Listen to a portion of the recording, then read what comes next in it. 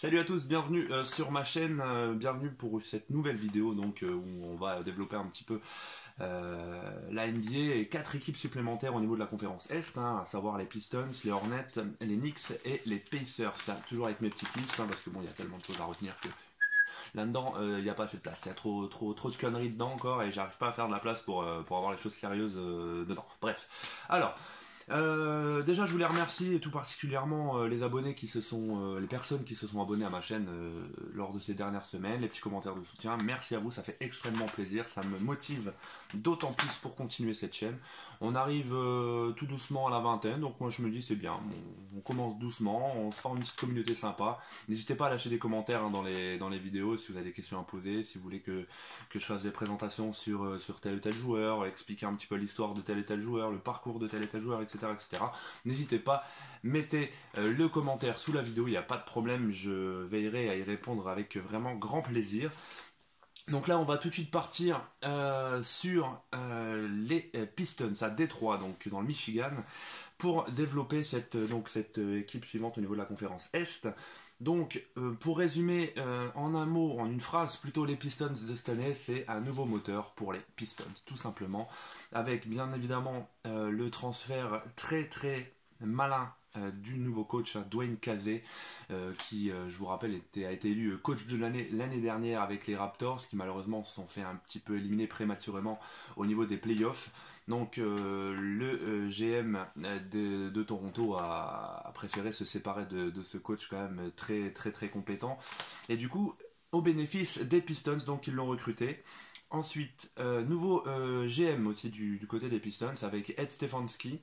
Donc voilà, je pense que c'est une nouvelle ossature, des nouveaux dirigeants pour voilà, essayer de redonner un souffle supplémentaire à cette équipe qui a franchement largement les potentiels pour moi pour aller en playoff. Après, c'est toujours évident.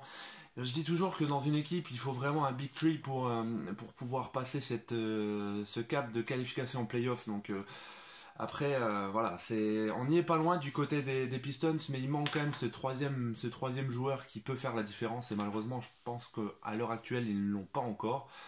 Ils ont effectivement un duo d'intérieur qui peut faire très très mal en la personne de André Drummond et de bien sûr Blake Griffin, arrivé l'année dernière du côté de Détroit. Mais je pense que ça suffit pas. Franchement, il faudrait un troisième joueur pour plus explosif, plus adroit, on va dire, au shoot extérieur. Malheureusement, ils ont un petit peu de mal à trouver cette troisième perle rare. Après, Drummond, voilà, au niveau de la défense, il n'y a rien à dire. Il s'est même amélioré au niveau des lancers francs. Donc l'année dernière, il était à 38,6%. Là, il est quand même à 60,5%. Enfin, à l'heure où je fais les statistiques. Donc franchement, il y a du mieux, mais pas suffisant. Pas suffisamment. Il y a toujours un Blake Griffin qui, bien sûr, explose. Il a fait un début de saison quand même assez hallucinant. Mais il manque quand même cette troisième personne pour vraiment créer un big three compétitif avec les autres équipes de cette conférence, parce que là c'est vrai qu'il y a du lourd quand même en face, malgré le départ de LeBron James, il reste quand même du costaud, il y a quand même de la grosse défense en face. C'est un peu la particularité donc des équipes de la conférence Est. Ça joue beaucoup plus défensif que la conférence Ouest, qui est elle plus axée sur le spectacle et plus les shoots longue distance, plus l'attaque, pour résumer. Donc voilà, je pense qu'il manque cette petite chose à Détroit pour vraiment être dangereux et être pris au sérieux par les autres équipes. Ensuite, un troisième homme important, c'est sûr, dans ce qui sera dans le futur. Donc, il s'agit de Reggie Jackson. Reggie Jackson aussi, c'est cette petite étincelle, joueur très très bon, mais qui manque un petit peu d'explosivité et de régularité. Voilà, c'est le mot que je cherchais.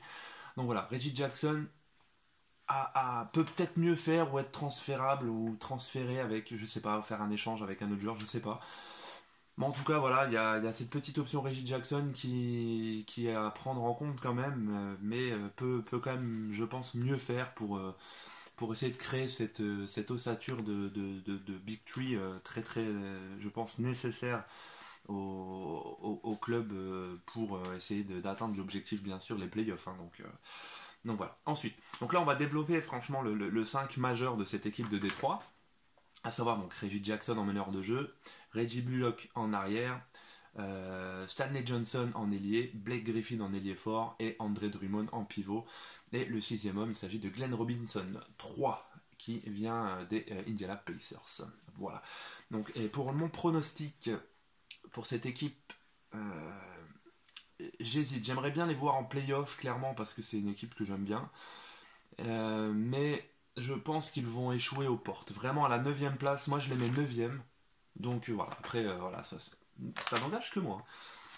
Donc voilà, donc 9e pour les Pistons, à moins qu'il y ait vraiment un... comme je vous dis, le 3e homme qui peut faire cette petite étincelle pour que les choses fonctionnent à merveille pour eux. Après, voilà, on peut que croiser les doigts pour eux.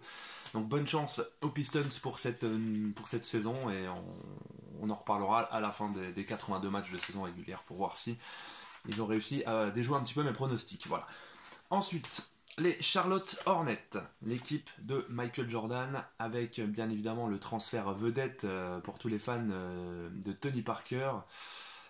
Moi franchement ça m'a fait bizarre de le voir avec un nouveau maillot.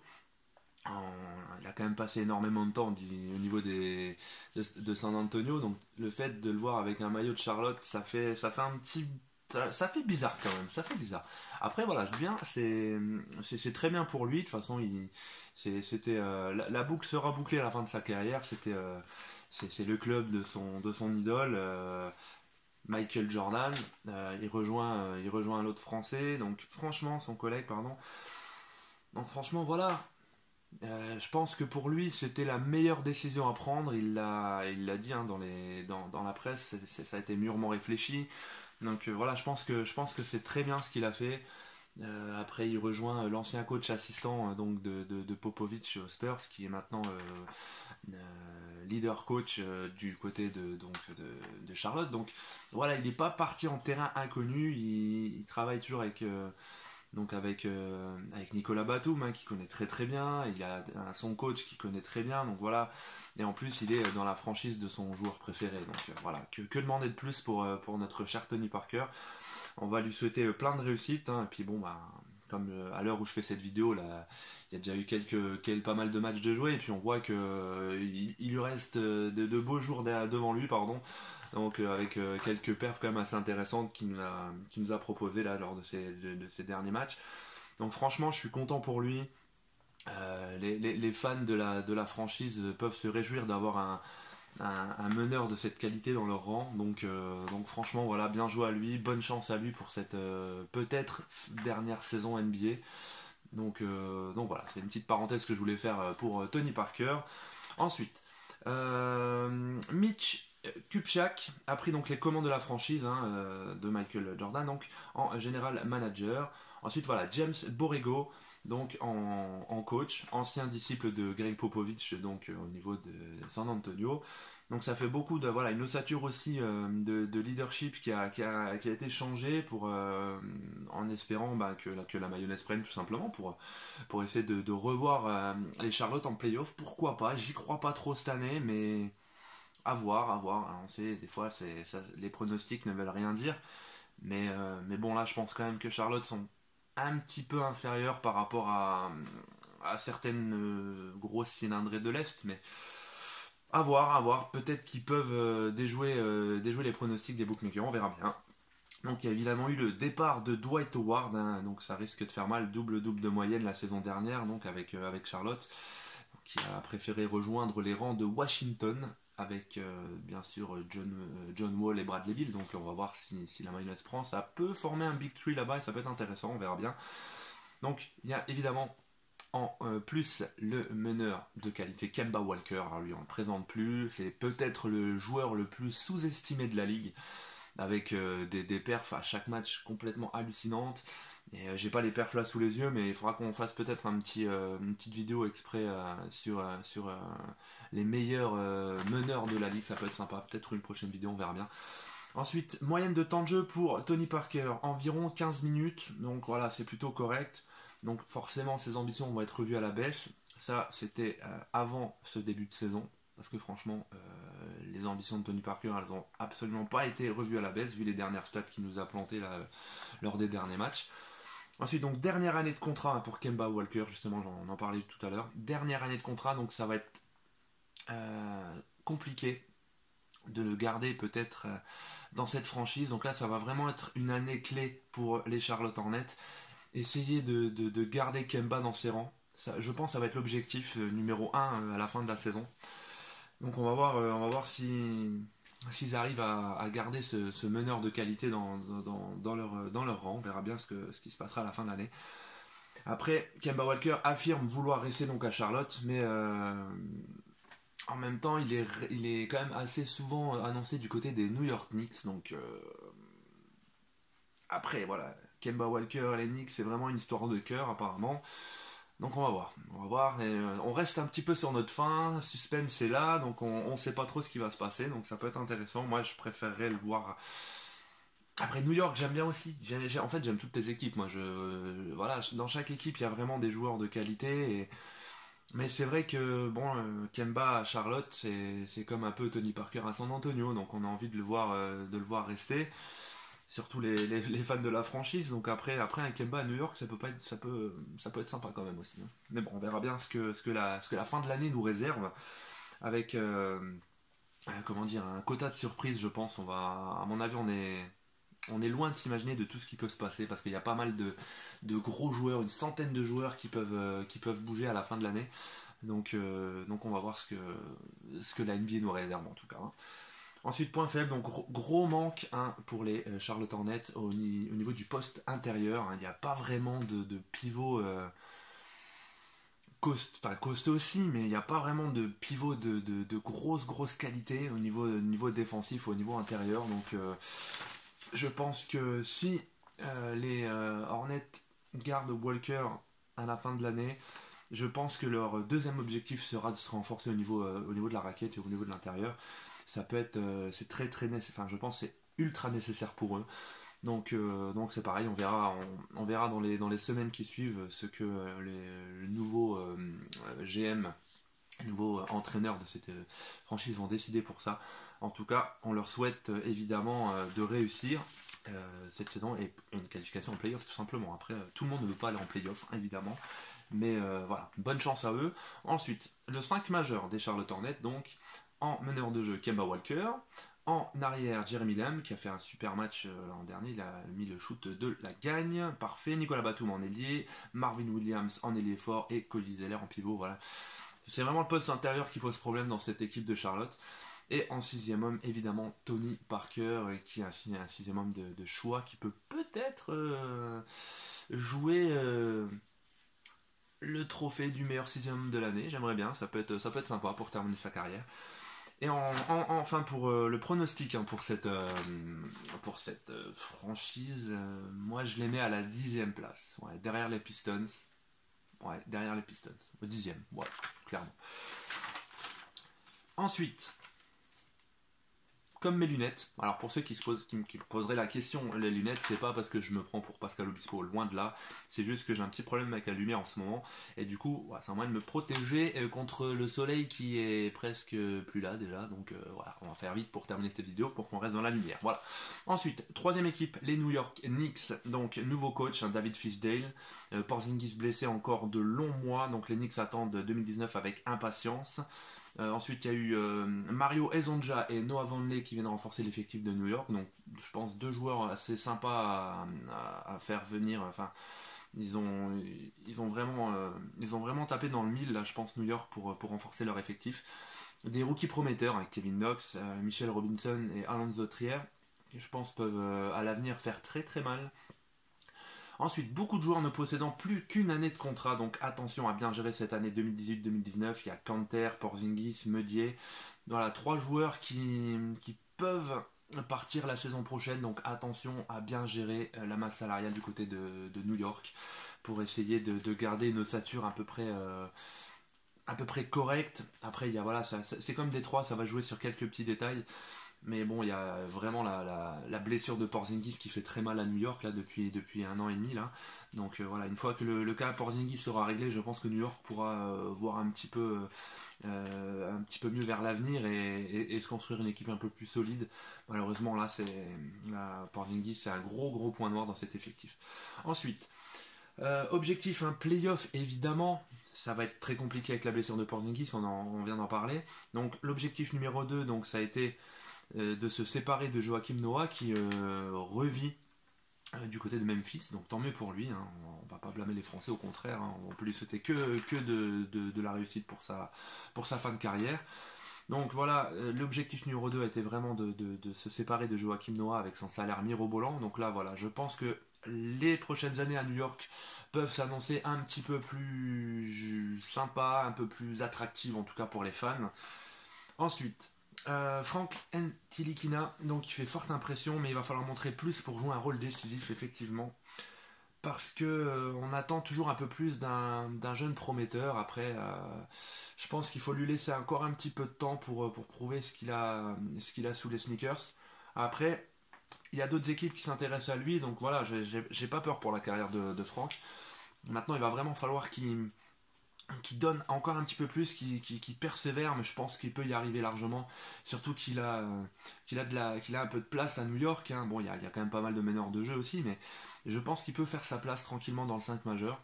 Après, à lui de prouver à coach Fisdale qui peut vraiment compter sur lui, quoi, donc, tout simplement. Ensuite, donc le 5 majeur des New York Knicks. Alors, Trey Burke en meneur de jeu, Tim Hardaway Jr. en arrière, Kevin Knox en ailier, Noah Vonleh en ailier fort et Enes Kanter en pivot. Donc voilà, Noah Vonleh est temporairement ailier fort en attendant le retour de Porzingis. Et en 6e homme du côté des Knicks, donc il y aura bien sûr Meudier, qui je pense peut faire aussi très très mal. Un jeune joueur qui a plein de ressources et qui est très très bon des deux côtés du terrain. Donc voilà, je pense que Meudier peut faire la différence dans certains matchs. Ensuite, au niveau de mon pronostic, moi je les vois 12e. Je les vois pas en playoff en fait. C'est la blessure de Porzingis qui est décisive dans ce choix. Je pense que si Porzingis avait été présent, ils auraient pu titiller la 7e place, 8e place. Mais voilà, je pense que pour cette année, c'est râpé encore une fois du côté des New York. Voilà. Ensuite, dernière équipe, il s'agit des Indiana Pacers. Donc, superbe saison 2017-2018, un franchise player inattendu en la personne de Victor Oladipo, évidemment. Donc, l'équipe qui peut rêver d'un parcours au moins jusqu'en demi-finale de conférence. En tout cas, c'est tout ce qu'on leur souhaite. Tyreke Evans vient renforcer donc la team donc de l'Indiana, pardon. Donc 4 bonnes pioches, hein, vraiment pour ce joueur, Tyreke Evans, qui tournait à 45,2% au tir, 19,4 points de moyenne, 5,1 rebonds et 5,2 passes. Une ligne de stats en moyenne vraiment incroyable.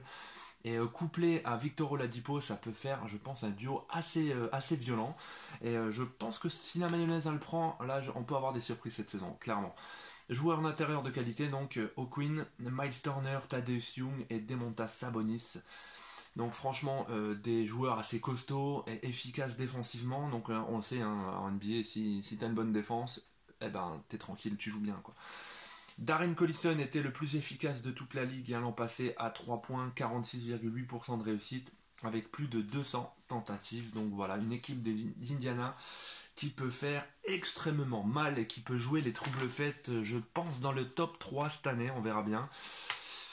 À voir. Alors en tout cas, au niveau du 5 majeur, hein, il fait un petit peu froid dans le dos quand même, hein. Darren Collison en meneur de jeu, Victor Oladipo en arrière, Bogdanovic en ailier, Thaddeus Young en ailier fort et Miles Turner en pivot. Donc franchement un 5 majeur qui fait quand même un petit peu peur sur le papier. Ensuite, 6e homme, Aaron Holiday aussi, donc voilà, en sortie de banc, Aaron Holiday qui vient jouer les troubles faits, je pense que ça peut faire des dégâts et je pense que la rotation des Pacers est aussi redoutable, donc attention à eux cette année. Moi je les vois clairement 4e, limite 3e. Donc après, voilà, je me trompe peut-être, mais je pense que, bon, de toute façon, les Indiana Pacers, je pense, vont finir en playoff quoi qu'il arrive. Et j'espère au moins jusqu'en demi-finale. En tout cas, ils le méritent, hein, au vu de leur, comment dire, de leur saison la saison dernière. Et avec les renforts qu'ils ont eu cette année, je pense qu'il y a possibilité de le faire largement.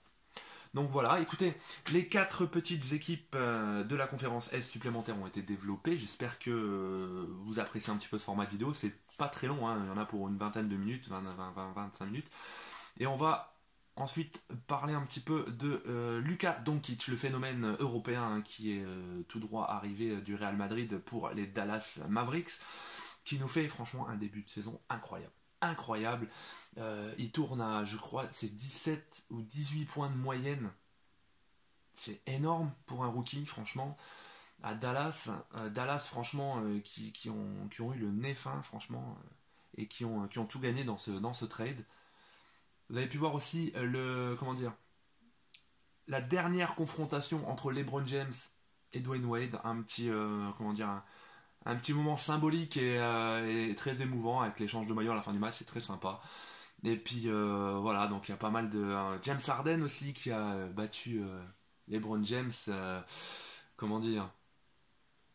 niveau des triples doubles, des meilleurs triples doubles, 50 points, 5 triples doubles à plus de 50 points, je crois, ouais, c'est juste énorme. Donc voilà, bah écoutez, j'espère que vous avez bien vous avez apprécié cette vidéo. Moi en tout cas je vous remercie de vous être abonné, de m'envoyer des petits messages, ça fait super plaisir. Alors la petite cloche pour avoir les notifications, l'abonnement si vous voulez bien, franchement ça me ferait plaisir, merci d'avance. En tout cas, merci d'avoir regardé cette vidéo, je vous remercie énormément et passez une très très bonne journée les amis. Ciao ciao.